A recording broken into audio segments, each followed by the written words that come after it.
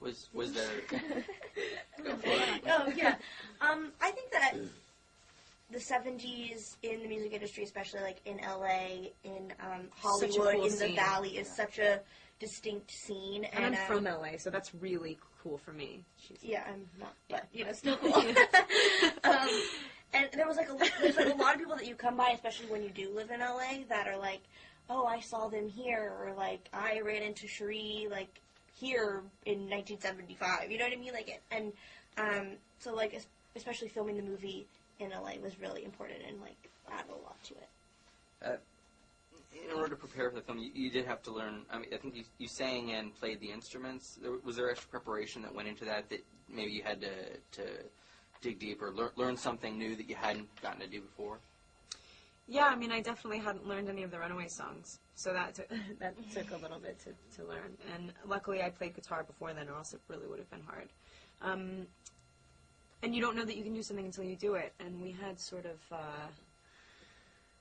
really specific voices and moves and personalities to emulate, and they're known by a lot of really sort of diehard fans. And so, you wanted to get them right. Absolutely. You think there's any big difference in being a teenager today versus being a teenager in the 70s? Yeah, I do. Yeah, I think there's a huge difference because being a teenager then, even not being an actor or musician, there was like so much more freedom that they had, and like the world that I've grown up in is so different, and especially starting out so young, I've grown up in a world of like doing school on set in this amount of hours, and always having like adults to protect you. You know what I mean? And for them, they didn't have anyone, and it's like I can't tell if that's a good thing or a bad thing. I mean, it's bad in some ways, but also like the freedoms that they had to kind of figure out who they were is something that I'll never have. Yeah, and also like we're all so closely tied. Like, I can reach Dakota at any time. She always has her phone. I can always BBM her and reach her at any time in my life.